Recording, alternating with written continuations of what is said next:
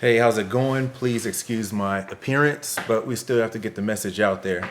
I'm still on my quarantine. I'll see my barber next week, maybe. But I am glad to announce that our law firm did get both the SBA disaster relief loan and the PPP loan from our bank, which is Wells Fargo. That one took a little bit longer. That's okay. Thank you, Wells Fargo. And I just wanted to share our experience and kind of give what I'm going to do with the funds to make sure that I'm compliant. So if you haven't and you're an entrepreneur, I encourage you to apply for both, especially with the SBA direct loan. I didn't expect to get it. I just was applying to see what would happen.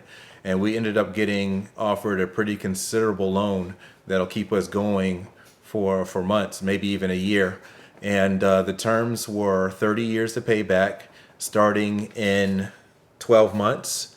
And the interest rate was 3%, which for us ended up being like, $4,000 in financing. But when you can pay that over 30 years, that's a no-brainer. So we went ahead and took the whole amount that they gave to us. One thing I'll say about the process is it's pretty easy, but when they email you, you might not know it's actually SBA because I don't want to say it doesn't look all the way official, but it's just pretty bare bones of the process. The other thing to know is that it's pretty vague on what you can use the money for. For the direct SBA loan, it has a clause in there that says for working capital.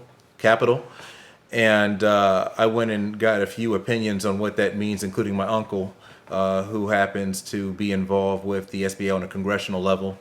And he told me to call a business lawyer, so I called a couple, but I decided to be very conservative with it.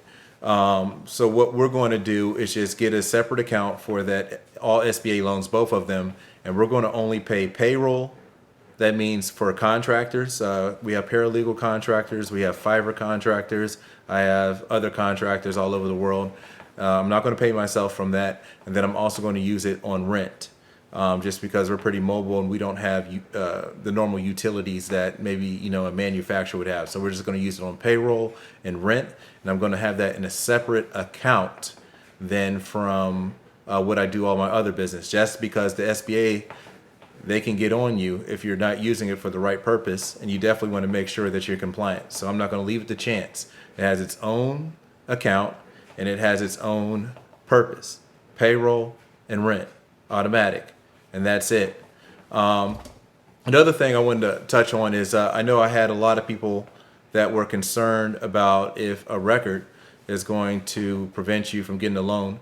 From talking around with other people that got it, I found out if you have a misdemeanor on either loan, you're fine. It's not an automatic disqualifier.